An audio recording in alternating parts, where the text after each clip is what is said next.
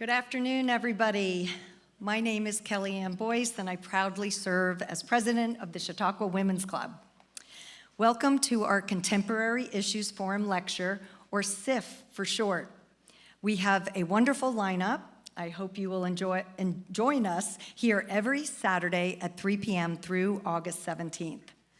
Next Saturday, we are very excited to welcome Dr. Andrew Meyer, an award-winning author of the book Morgenthau, The Power, Privilege, and Rise of an American Dynasty. His book vividly portrays the influential Morgenthau family, spanning 4 generations, and the family's profound impact on American history. So please join us. The Women's Club is a vibrant organization with a rich history. For 135 years, we've empowered the community through education, leadership opportunities, and life-changing scholarships for students. This summer, we proudly gave $40,000 to the Chautauqua Institution, bringing our total to over $1.8 million in scholarships for students in the schools and performing arts. But as you know, what we do best is provide you with opportunities to meet new people, build lifelong friendships, and be part of a welcoming community. This is why the Women's Club is known as the heartbeat of Chautauqua. If you are a member, we thank you and encourage you to get involved. Volunteering is the easiest way to meet new friends. And if you are not yet a member, please consider joining. We have a membership table right over on the side.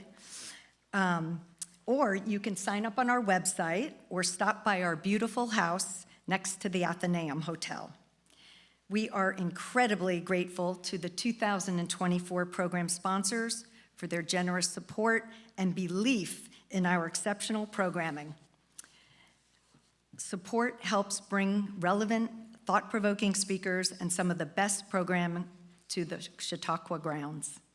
Our 2024 program sponsors are Sherry Gillette Sigward, Lauren Rich Fine of Greece Financial, Terry Tucker and Stephen Still, McGee Women's Research Institute, and in memory of Rita Arjun Auerbach, lovingly gifted by Kathy Bonner, Mary Lou Goodman, and Josette Raleigh, for Rita's dedication to the Chautauqua community and her love for the Women's Club.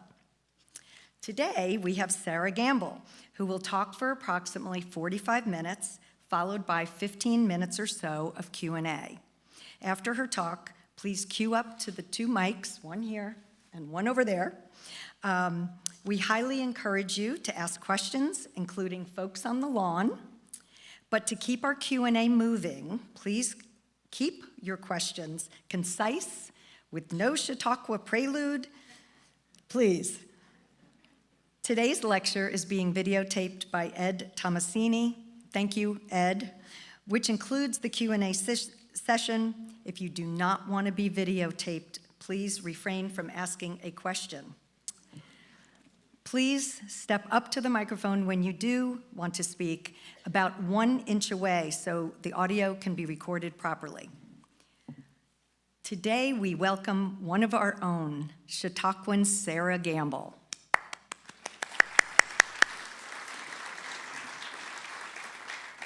I hope you all had a chance to read about Sarah's remarkable achievements in today's Chautauqua Daily. We extend our deepest and sincerest thanks to reporter Deb Treffs for capturing the profound impact of Sarah's career. Although I must keep biographies brief and simple, a simple summary cannot convey the breadth or depth of her contributions to architecture and community development.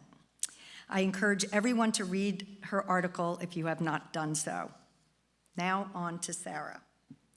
Sarah Gamble is a distinguished architect and educator.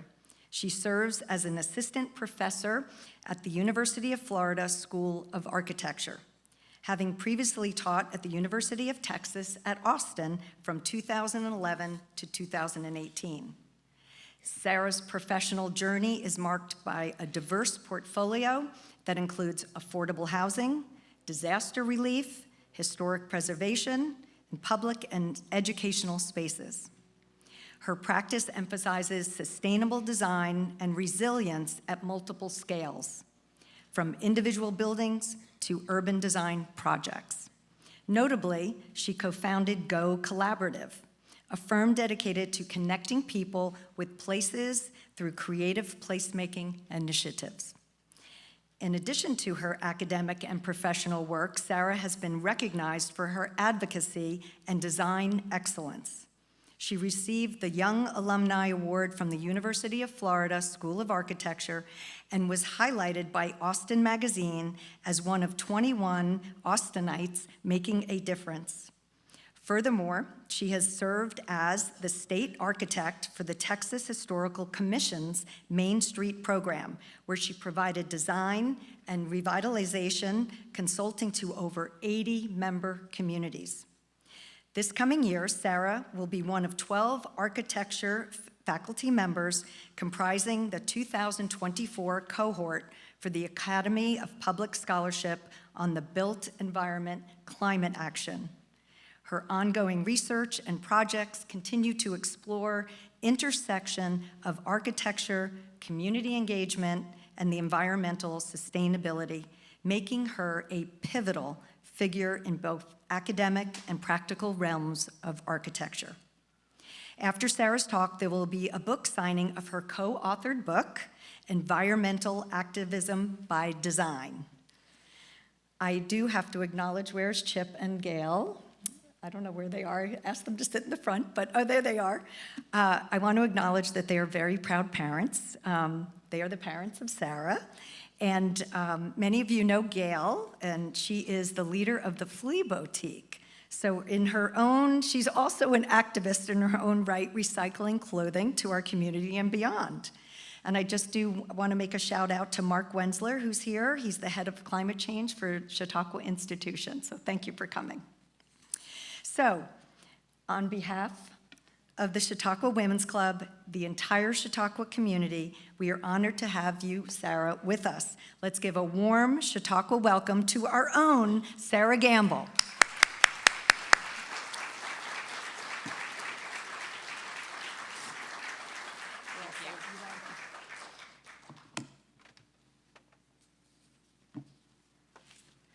Okay, hello. Thank you for the kind introduction. It's really wonderful to be here as a Chautauquan, right? And to be here this week, to enjoy the beautiful weather, and to share some of my recent work with you all. It's great to see friendly faces as well as new ones in the crowd. So I'm just gonna dive in here. Today I wanna begin with a helpful analogy. So in 2015, writer Mandy Lee Catron published an article in the New York Times titled, "To Fall in Love with Anyone, Do This." The piece made famous a 1995 psychology study that flipped this idea of human closeness on its head and showed that love is an action. So following the original study, Catron suggests asking a friend, a partner, or an acquaintance 36 scripted questions and staring into each other's eyes longingly for 4 minutes. So fortunately for you, this is now a phone app that you can download and kind of follow along with your friend or partner. She claims that the intimacy and the vulnerability that the exercise creates leads us to greater familiarity and trust. And as we all know from personal experience, all relationships begin with this kind of get to know you phase. Whether we're getting acquainted with a friend, a place, or a project. So in architectural education and practice, we also enter into relationships with our clients, with our contexts, our projects, our designs themselves. The start of any project begins this way, and within the field we'd call it pre-design, right? This kind of phase of getting to know you.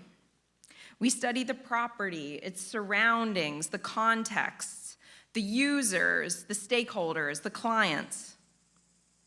And I would argue that all architects engage, or at least should engage, with the hope of producing a built work for a very particular place, something very specific, responding to that environment. We need to get familiar with our surroundings. And the way that architects engage in this kind of phase, as well as our clients, right, you as the public that might engage with architects, the way it's conducted tells us a lot about those parties and how they're involved, their priorities, their availability. And when successfully undertaken, this phase focuses on curiosity, open-ended questions, moving away from judgment and trying to invoke deep listening. So these discoveries, hopefully, they spark that curiosity and leave us wanting to know more. So as we people, as we rally around the world to address the climate crisis, Catron's approach poses a timely method for us to consider, not just for architects, but all of us as global citizens. And it really centers on one kind of simple idea. Once we get to know a place, we will want to nurture and to protect it. So, you can consider this within the context of your own daily life or your work, and how getting to know these places leads you to behave, right? As Chautauquans, this place is a great example, right? Once we are intimately familiar with it, we want to nurture it, we want to protect it, we want to invest and conserve for future generations. And I would argue that this approach applies to any environment, right? Any place within our lives. So for architects, our investment of time at the onset of getting to know a place really intimately, especially its people, right? Spending time talking, interviewing. And, when an architect engages in, say, the design of a house, the people that the architect needs to get familiar with is very straightforward, right? It might be the people that are going to live there. But when it's something like a library or a city hall, right, a public park, right, that's a much different endeavor, right? Getting to know that place takes a lot of time and investment, right? It takes a lot of intentional observation and commitment. And so I would argue that for architects to create these pieces of architecture in response to place, grounded in place, we must look to the place itself. And looking at, say, a natural environment is very different than looking at an urban, a gritty, an industrial, a desecrated, a damaged, right? But all of these places can act as our guide. And so when we find ourselves in the climate crisis, right, now is the time, right? Now is the time for us all to get familiar with the places that we work. And it's important to think about what place is, or what it means to us. So in architecture, phenomenology is a theory that is grounded in human experience. And it really delves into the senses, the 5 human senses, and how when we use our senses to experience a place, how that informs the way that we inhabit them, right? It invokes memory. And this theory gives us really careful definitions of space and place. Now, space in this theory is a 3-dimensional volume, right? And we'd say, oh, that space over there, meet me at that space, okay? We use prepositions to describe it. But when we think about place, it's much more definitive. It has nouns involved, right? Like the Hall of Philosophy. And you could say, meet me at the hall. It's very concrete, it's very definitive. And so spaces to you might be places to me, and vice versa. When I have an experience in a space, I therefore invoke a memory, and it transforms into a place for me. Okay? And Norberg Schultz, who's the kind of originator of this theory, he gives a really good example. So imagine you're returning to your childhood home. Okay, you get there and it's been torn down.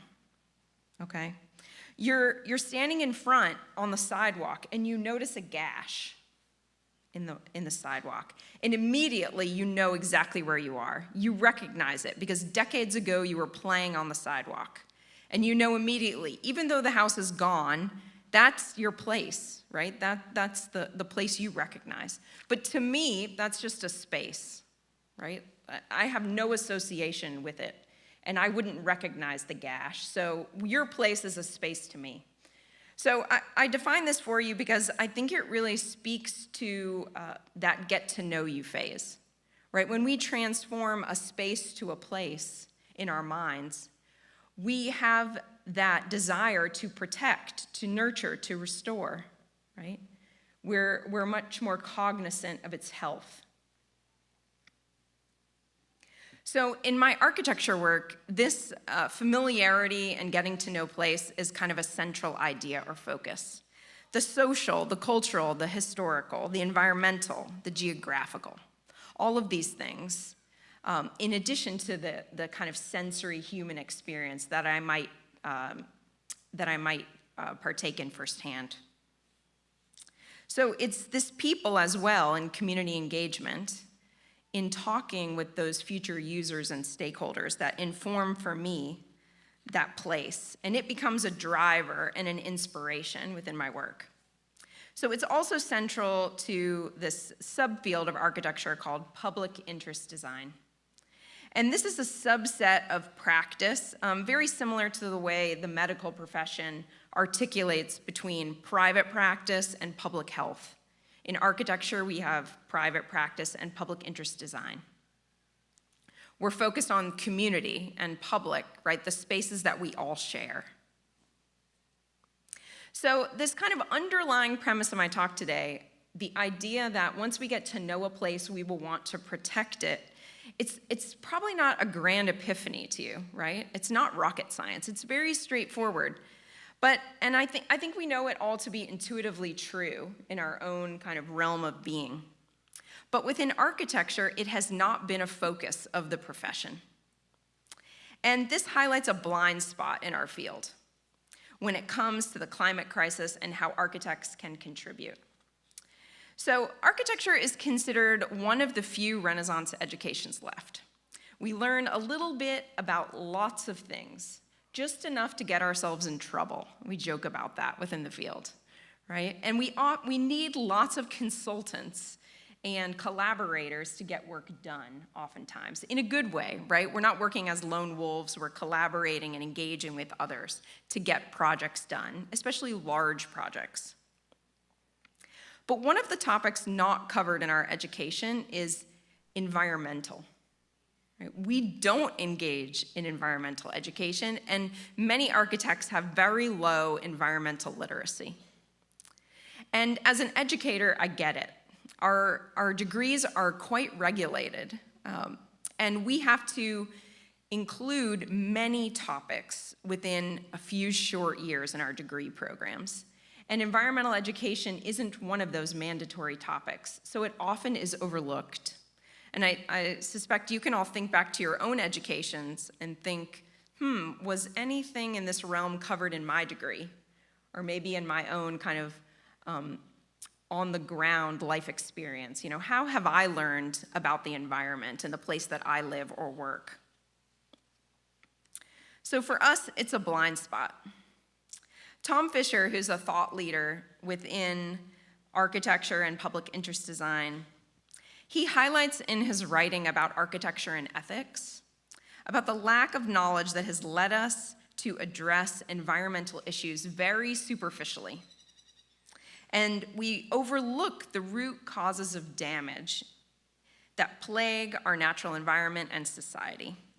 And this realization points us toward environmental education as a necessary precursor and complement to our profession's focus on sustainability. That's probably a word that's quite familiar to you as it is to me. in the 90s, sustainability did become a focus of the architectural profession. And many of you are probably familiar with LEED, right? That's a point system that many government agencies, municipalities adopted for their buildings. It's a point system, right? If I do this, then I get so many points. And it can be design aspects, it can be site specifics, it can be materials. And if I reach a certain point, I get a gold star, right? I get a rating that I can then advertise. And I think we would all agree that sustainability and LEED, these are all good things, and we need more of them. But in architecture, we've put so much emphasis on sustainability that we have overlooked the root about knowing the environment itself and knowing how to respond to it, in contrast to additions, like, oh, if I just add that one more green material, I'll earn those extra points. Or maybe if I put the solar panels over here and offset that energy usage, that will make me more green, right?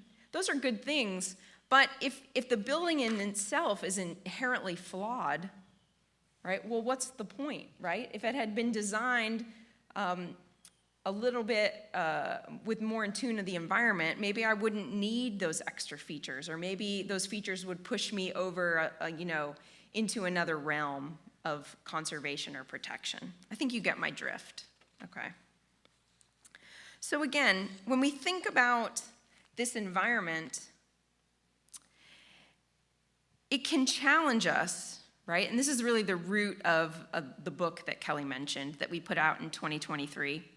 The writing and the research, it's trying to challenge designers to actively engage the climate crisis through their work so that the architecture itself becomes the medium for activism, right? That if I learn ahead of time and become really familiar and then design in response, right, the built work is the medium for the activism, okay?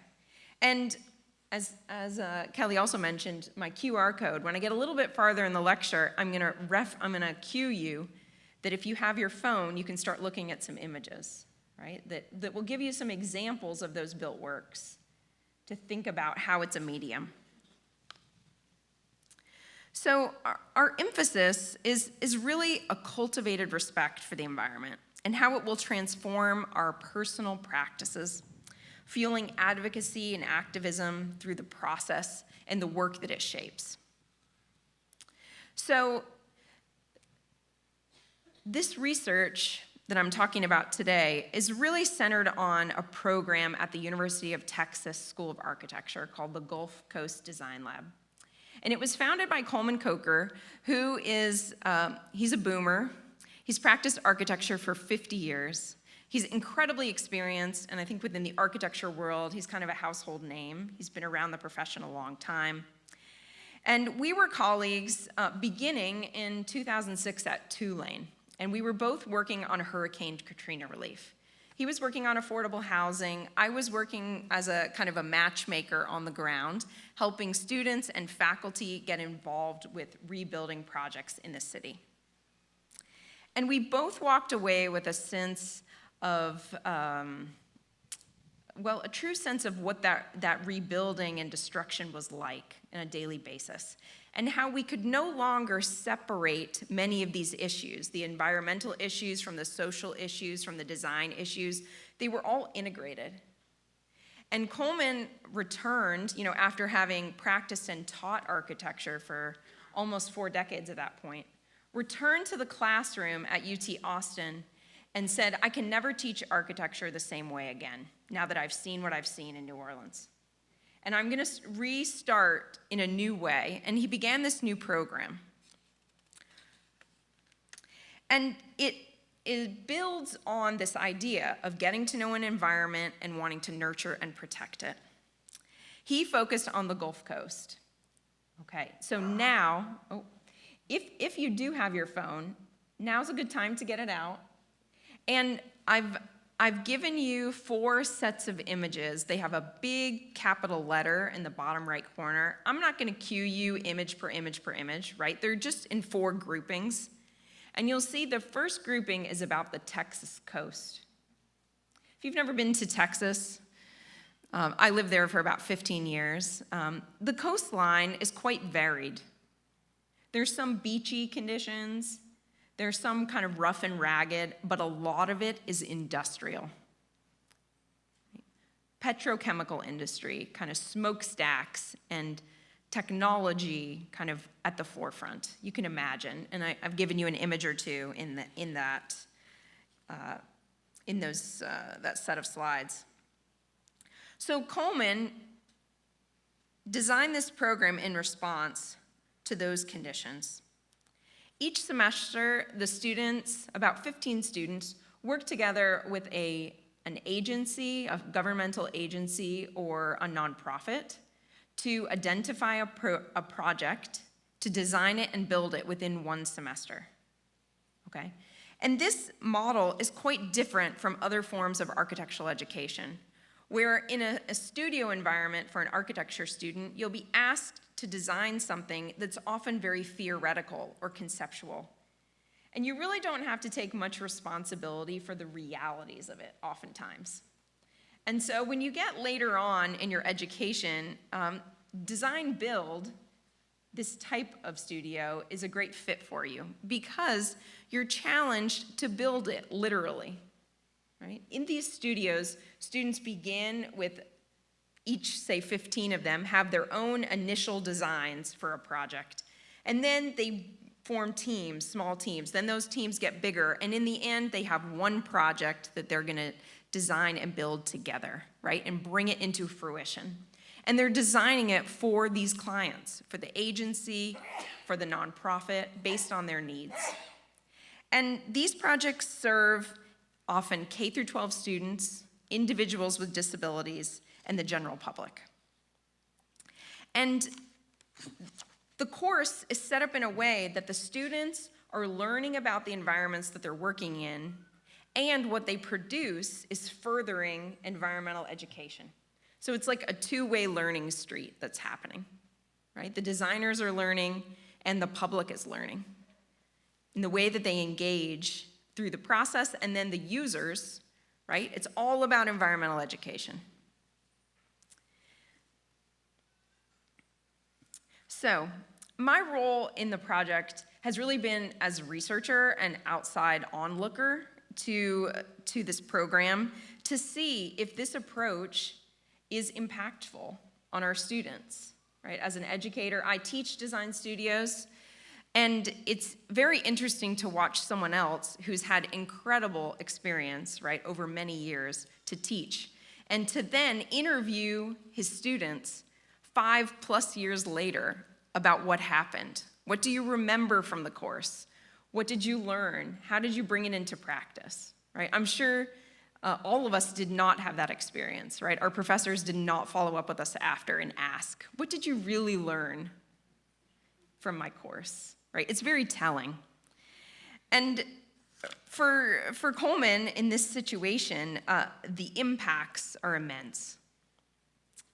Students, I interviewed over 40 students and clients that have been involved in these projects, and what they relayed to me just really shows the impact of this very, very simple idea of how investing at the front end and really getting to know the place furthers its way through the project, really impacts the outcome.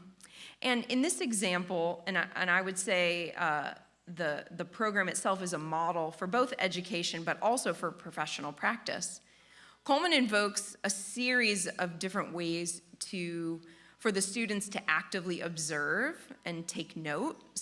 It could be poetry, it could be watercolor, it could be walking tours, kayaking, volunteer projects, within that environment, rebuilding the coastline. They all vary depending on the project, but they're active. That's that active love, right? When we think back to those scripted questions and kind of flipping itself, right? It takes our active observation and our active kind of relationship with the environment to really learn and get familiar.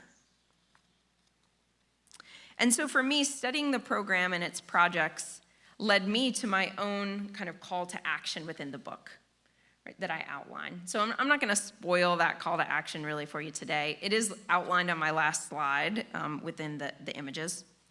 But if you move from those Texas coastal images down to the next category, which is projects, you'll see a sense of what these students are building. These are kind of, I would call them pavilion scale, definitely smaller than the space that we're in today. Right, something that 15 students, likely with little construction experience, can build within a semester. And the formula, the schedule that Coleman uses is the students at the beginning of the semester spend time in whatever place they're working, several weekends more than likely, because they're balancing their other classes back on campus, which is a good 3-hour drive from the Texas coastline. So they're camping there, they're talking with clients, they're experiencing it themselves in their own bodies. They're getting familiar. They return to campus and over several weeks go through that iterative design process, right? First individually, then small groups, then a big group, and then move into construction documents, the drawings that these young architects need to build. And then they get approval from the client, right, kind of along the way, and finally, they move into construction. And that construction has to take place over really small snippets of time, kind of driving back and forth from Austin. Over the summer, they have a little bit of more of extended period because the summer session works out differently. But they're going there physically. And so I want to kind of conclude in talking about two specific projects, which are my third and fourth kind of section of images. So if you go to the next grouping, which is called Float. And I'm going to pull it up on my own computer here. Float is a one-of-a-kind campsite, floating campsite within a wetland in Sea Rim State Park. This is a Texas Parks and Wildlife park. It's on the border of Louisiana and Texas. So in that farthermost east corner, if you're looking at the images, there's a big red arrow kind of pointing to the location within the state. So Sea Rim is unique in that a portion of it is land, but a majority of it is wetland, 4,000 acres of wetlands. And the superintendent at the time wanted ways to get the public who visits the park to expand, right, to see these wetlands, and that's kind of challenging to do unless you're in some sort of boat. But the idea for the floating campsite emerged.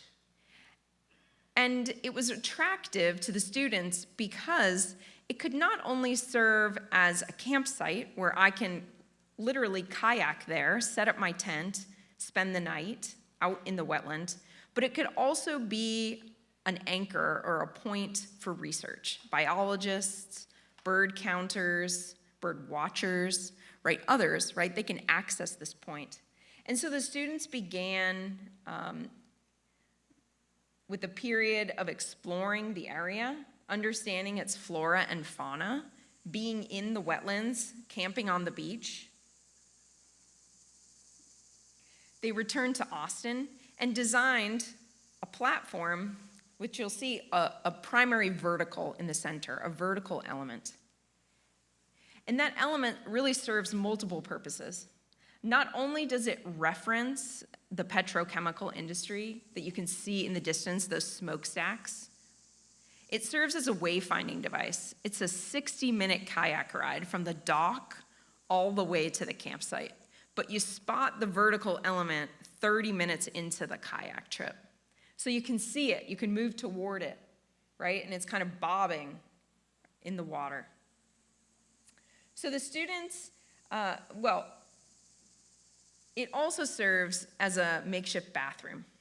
You can imagine yourself out there in the wetland. And in spirit of the Leave No Trace Behind, which is followed by Texas Parks and Wildlife, it holds a bucket. And you can use it, and then you bring the bucket back to dry land at the end of your stay. But you can see the specificity of the campsite itself. It's composed of wood and steel. It's got several floats underneath it, but it's held in place by concrete anchors. Okay? And this tower is that most prominent element. You might notice kind of around the base of it, there are some steel rails, and those keep the alligators at bay. Okay? This is a wetland full of gators, and the students were very challenged to build in this environment. It's about 4 feet deep, so you can imagine 4,000 acres, 4 feet deep. And so the students are standing in the water building. They had to bring everything out in flat bottom boat and assemble components that they had pre-assembled on campus and kind of moved to the site. And some of them are building while some of them are on alligator watch, keeping away. And these rails that they've designed do keep the gators off. That's been proven. So Hurricane Harvey hit this project directly, a direct hit. It was dragged half a mile into the neighboring refuge. Unfortunately, unscathed, they just dragged it back. So the students are also challenged to design to hurricane force winds, right? Natural disasters, sea level rise, all of these things are top of mind. And they're having to negotiate change, right? They go to the site, they see it as it is today, but they're having to anticipate what it's going to be like in 5, 10, 15 years, right? So that whatever they build and create is going to kind of stay true to the place. Now, this is a floating campsite, so it's a bit of an exception.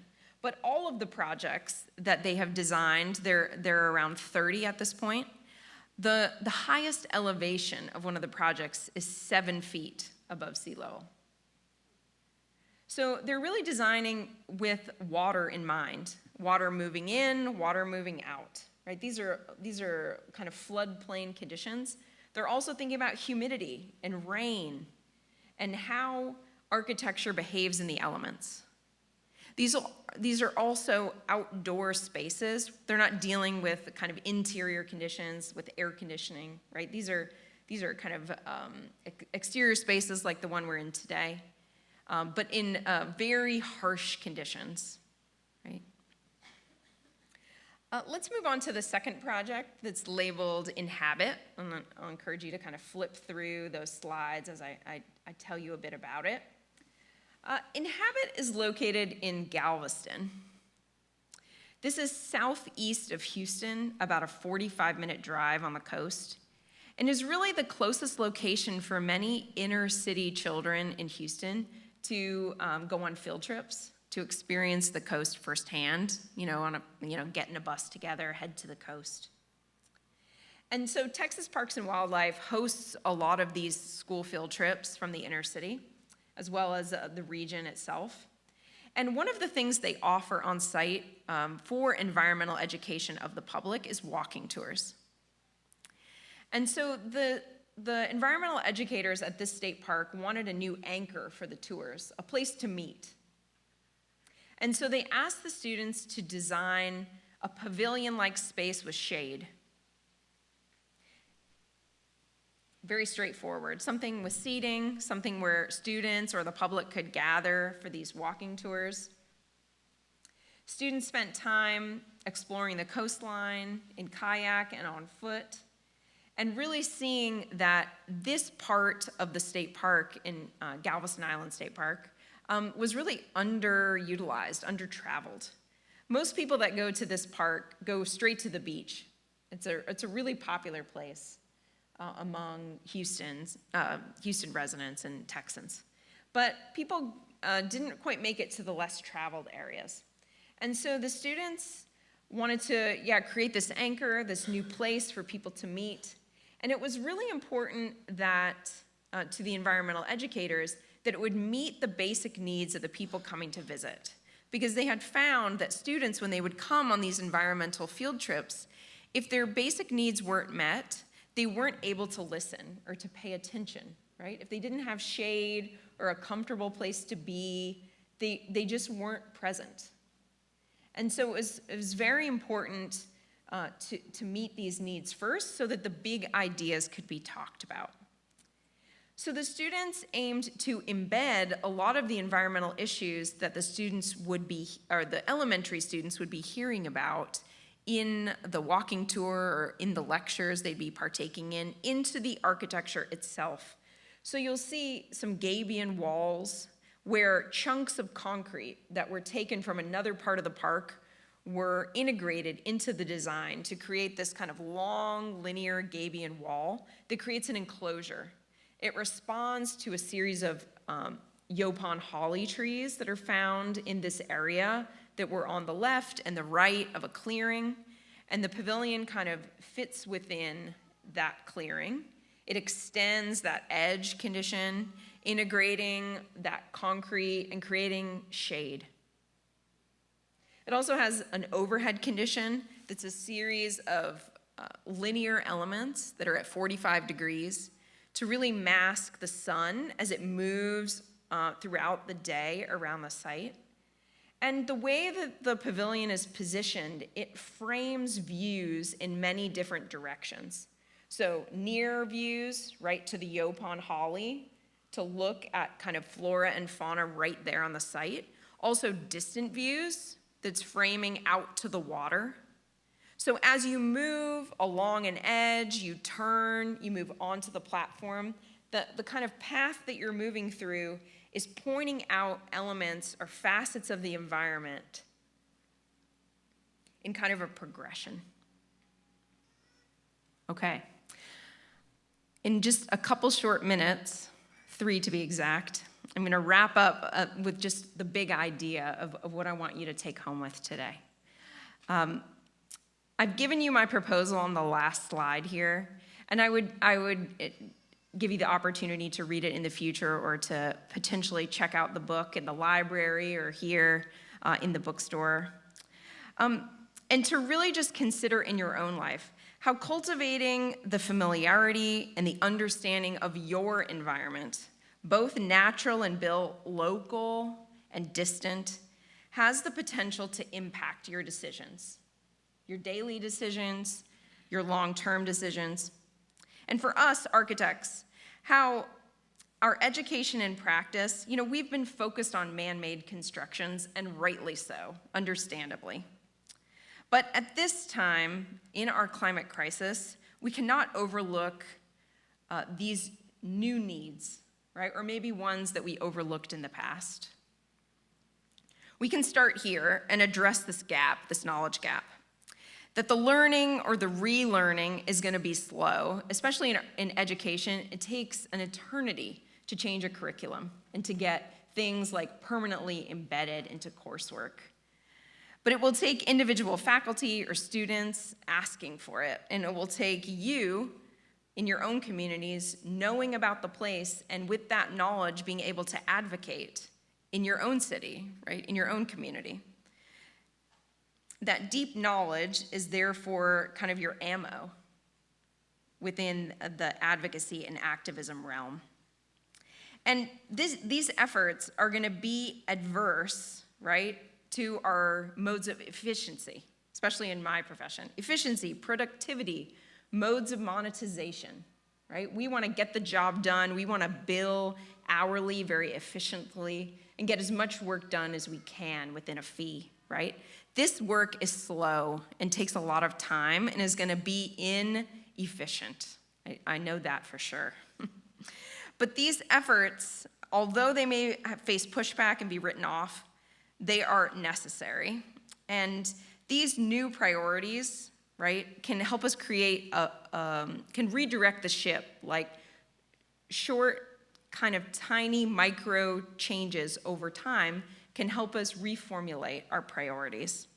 And it's these nuanced appreciations and kind of knowledge of the natural environment that at least is going to change my profession and help us kind of correct that blind spot. That we can be intentional, that we can seek out our own opportunities to contribute to the climate crisis. So I'll leave it there. Thank you.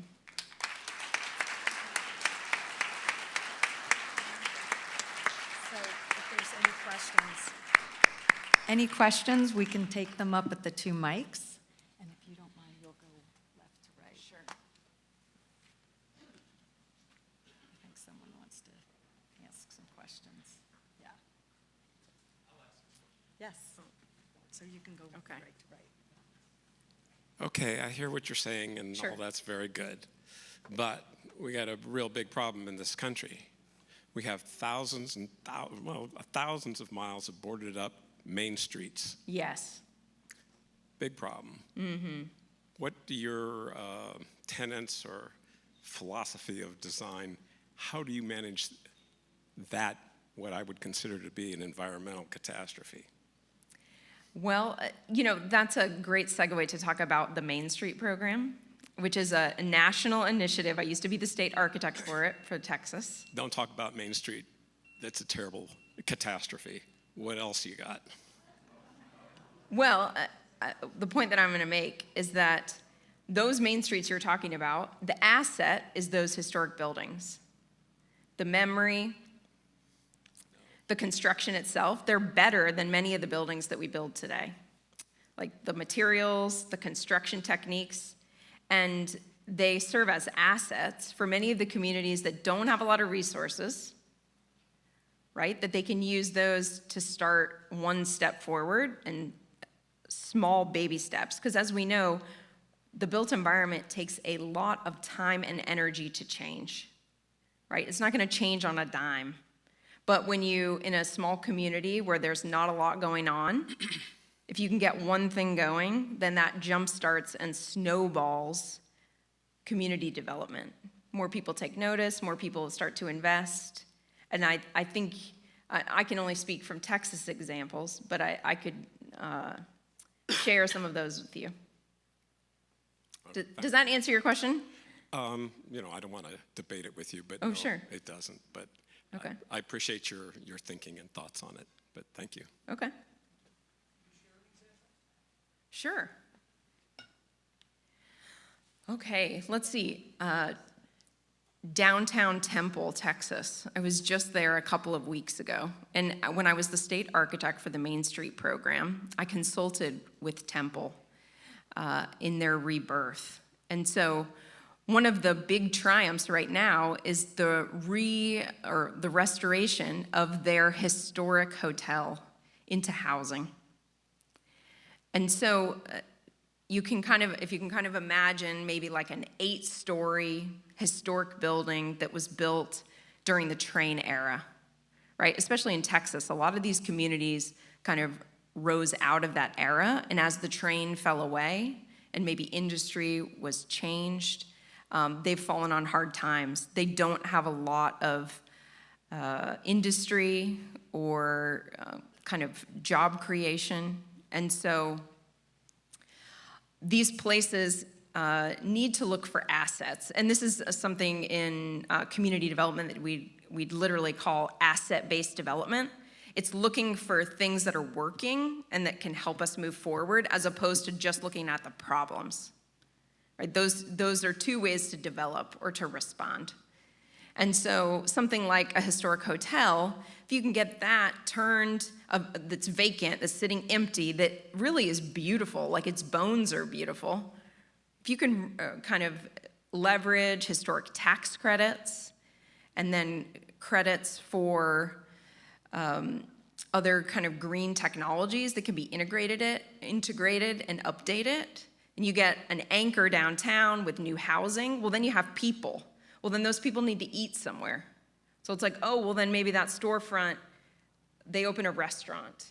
And then, oh, there's like more people in the area. Well, maybe we need to redo the park, right? So it kind of like snowballs. And so there's a lot of people around the country working through the Main Street program. Now, different states, I will say, are more effective and on the ball than others, but it is a national program and through the National Historic Trust, and it helps communities leverage a lot of those government resources or state resources.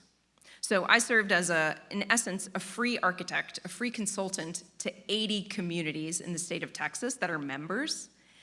And people would just kind of call me up and ask me questions. And I was on a team with an urban planner, an economic development person. And so we act as a team, kind of moving from community to community to provide those consulting services. So, yeah. Okay. Hey. Hey. Coincidentally, I worked in real estate investment in Texas for about 30 years, including Houston, Hurst, Euless, Bedford, near DFW, and primarily Corpus Christi. And in listening to your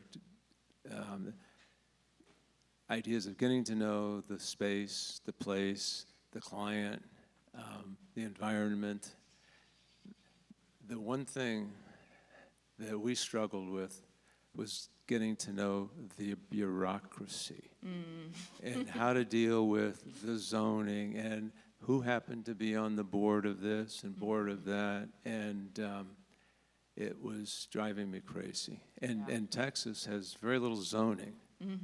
You can pretty much, which I found disappointing. And I, now living in the Philadelphia area, I'm heartsick about all the stuff that's getting torn down, and being a fair, I guess I'm a capitalist, and I believe in it, but I also have decided that we need much more stringent rulings as to what you can do and can't do, which is almost a conflict within myself. And I don't know how you feel about these issues. Well, anyone who's ever tried to do a renovation at their house knows permitting is crazy, right? Like those kind of bureaucratic like layers that happen related to any built environment project. And as you said, the rules, the restrictions, the process, it's so different in every part of the country, different cities, right, different areas, everyone does it differently. So I can't really speak maybe to one place over the other, but I would just say our city governments need better advice on how to set them up well. And they oftentimes don't have access to maybe outside advice to set those up properly. And so, I use the Main Street program as an example. That was one of the things we would do is consult with mayors and city government staff on how do you set up, a historic preservation overlay, or how do you set up these planning rules so that it will help anticipated development happen and help it to happen in a way that the community wants, especially if you're down on your luck and you don't have a lot going on, right?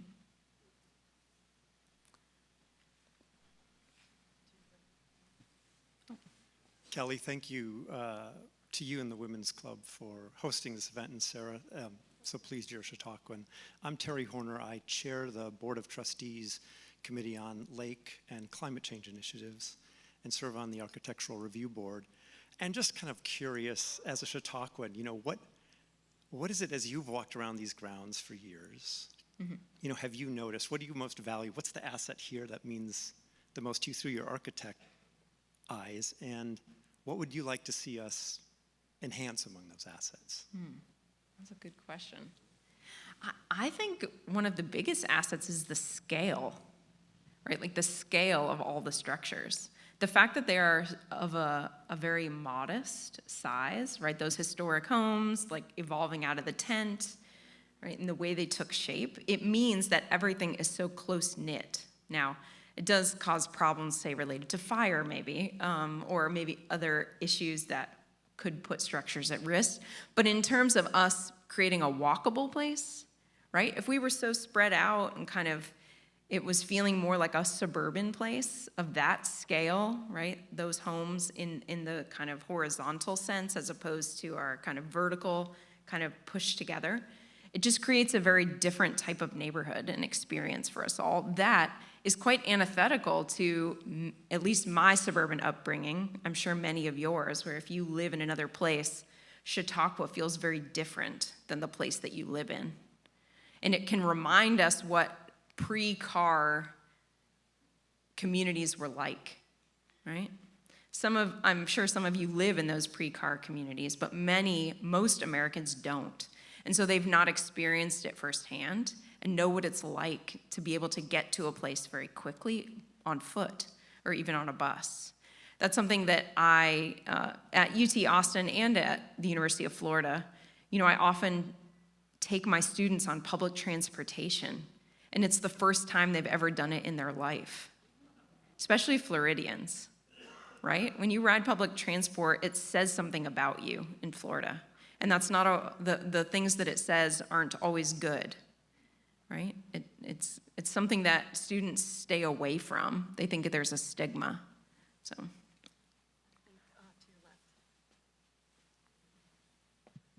Sorry, I'm short.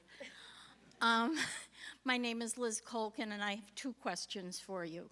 Nationally, there's a crisis with all sorts of religious buildings being abandoned and repurposed. And the question is, are we able to sustain these buildings by adaptively reusing them with secular 501c3 money through state preservation? All of these glorious buildings need to be sustained because of their history. Mm-hmm. How do you deal with that issue? And my second question is, what do you think about the tiny house issue here on the grounds? Oh, gosh. Okay, the first one. Now, there is a nonprofit tackling that very topic called, I think, Project for Public Spaces, or Project for Sacred Spaces. It's out of Philly.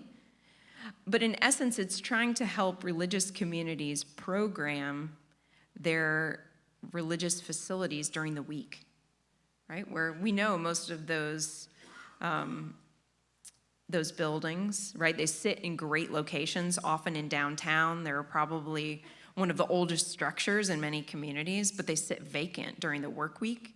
And so they're trying to help communities reprogram, especially in connection with artists, changing rooms or having them be kind of cross-used, like, oh, could they be artist studios during the week? Can they be co-working spaces and meeting spaces, and renting them? I've seen that project do some good in Austin, that several churches have started renting space in downtown. So I think it's possible, right? Those religious communities need the income, and artists need a cheap place to work. And so it seems like there's some synergy there, but it definitely takes a lot of organizing and these communities maybe taking on property management kind of responsibilities, like, leases and rental, and like it's a whole new job description for them. So it takes support to do it. Oh, and wait, the second question was about the tiny home.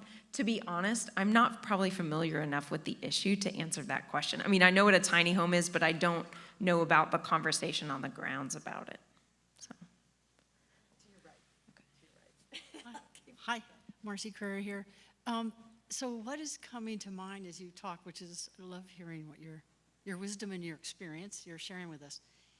I'm thinking about the Katahdin Woods and Water, which became a national monument a number of years ago.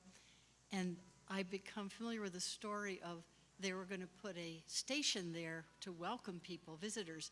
And there was initial architects who kind of created what looked like, to many people, a colonial structure. So they invited the Wabanaki in, and they've designed what I understand to be an amazing kind of monument there. So my question becomes, who are the people who are authorized to do a space like this? The whole question of, is it contested? And how do you deal with different kinds of authority or different kind of claims on these spaces. The ones you're describing, your experience, it sounds like no one's going to claim that edge of the water, or maybe they will, but Yeah, that's you see what I'm asking? Like, about? who's the owner of Who's these the owner? places? Who has the authority? Yeah, that's a really good question, and something that when you begin any built environment project, natural or say urban, very built, the question of stakeholders, Yeah. right? Like who's invested in this place presently, right? Who's using it now? Who used it before? Who's going to use it in the future? And whose voice is going to be listened to the most or first? Or are all the voices equal? Like who's going to speak for this community, right? We oftentimes struggle to identify, well, who are the thought leaders or who are the inherent leaders of a group of people in order to then follow, right? Or to listen to them as built environment professionals who are coming in likely not having been born or are part of these communities to begin with. And that is super challenging to identify. Yeah. So I think it's probably project per project, Yeah. but it takes quite a bit of community engagement and foresight to try to parse those things out before a project starts, or that's when you get lots of conflict. Yeah, oh, it sounds like that's when the first part, everything you talked about, when we can look at each other and talk to each other. If we can create that kind of space where we can then work together. It does Right. feel like a critical tool. Mm-hmm. Thank you. Yeah. Thank you for your talk. Very daunting problem is we have 700,000 homeless in the U.S. So hypothetically, if you checked your email and there was a email from Rockefeller that said, look, I have my checkbook out, I want to write a check. Tell me how your principles are going to apply to addressing the 700,000 homeless in American cities. What might your proposal say? Sure. Okay, well, what comes to my mind immediately is please give that money to Foundation Communities in Austin, Texas. Right? They unarguably are the most productive nonprofit in the city of Austin, and they serve the homeless or those folks transitioning out of homelessness, as well as folks that are 30 to 80% median family income. And one of the amazing things about the nonprofit itself is they have really focused on green building. Now, I know I'm going back to sustainability again, but they buy, many of their projects, they buy old hotels. You know, you can imagine those suites, right, that have the little kitchen. They buy those and they turn them into housing. So you can imagine that's like instant one-bedroom apartment. Many of these are vacant around the country. They transform them. They also buy old apartment complexes and similar facilities. They do build new, but they buy a lot of old. So I would say we could use the money to buy facilities that already exist and invest in renovating them to house the homeless. But we need support services.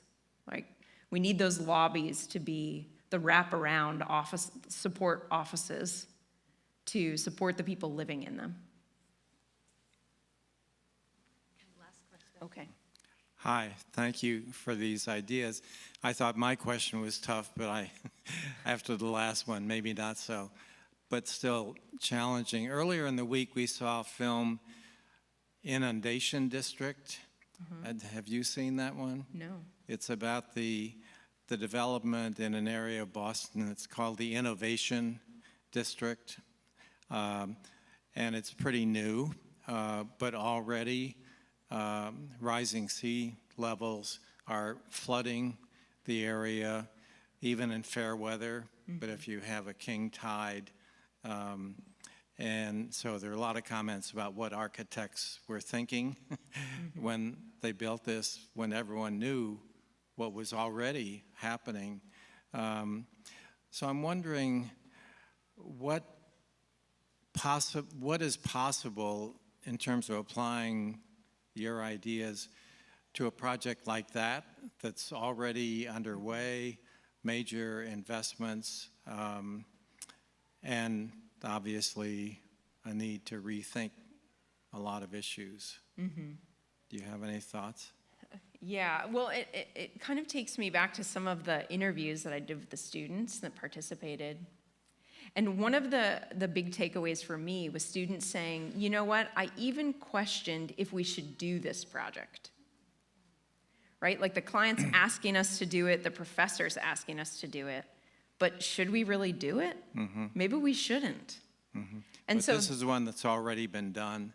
right, Major investment, a lot of buildings already there, a whole community Right. exists there. totally. And I guess the point I'm trying to make is that it's interesting to just think back before they did it. What were the architects thinking? Did they know about, maybe not just the architects, the developers, right? All the civil engineering, the structural engineering, all the consultants. Was everyone totally unaware that this was a potential future? I don't know.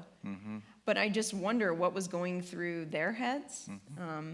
And that's those modes of monetization, right? Like, we, as architects, like our job is to build and design things, but maybe there's sometimes when we shouldn't. We should say no to the client and pass, right? But unfortunately, someone else is probably just gonna pick it up. Now, those projects that are already in place, well, that is a big problem. And I know I live in Florida, which is like ground zero for that to happen, right? The sea level is coming in all directions. And those multi-million-dollar homes that people are still building today, they're going to be worthless. Yeah, I mean, but and still then- people are scraping and rebuilding after storms. Yeah. We're starting to see buyouts in the state of Texas. The state of Florida, especially in the Keys, they're starting to see buyouts. It's cheaper for the government to buy out the property than it is to pay to have it rebuilt again and again and again. So in the Keys, some of those properties are going into county kind of ownership. It's then managed as parkland. Right. So, Thanks. it's a conundrum, right? That's like our future. Okay. Thank you for all for coming. She's going to be over at the table signing books, so enjoy your afternoon. Thank you.